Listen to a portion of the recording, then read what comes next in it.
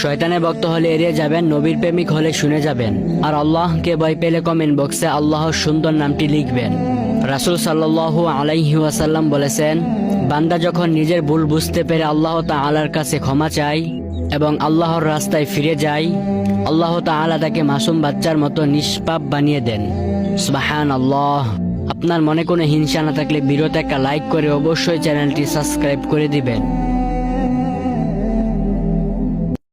শয়তানের ভক্ত হলে এড়িয়ে যাবেন, নবীর প্রেমিক হলে শুনে যাবেন, আর আল্লাহকে ভয় পেলে কমেন্ট বক্সে আল্লাহর সুন্দর নামটি লিখবেন।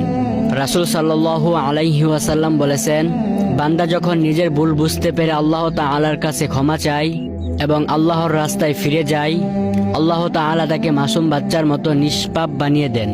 সুবহানাল্লাহ।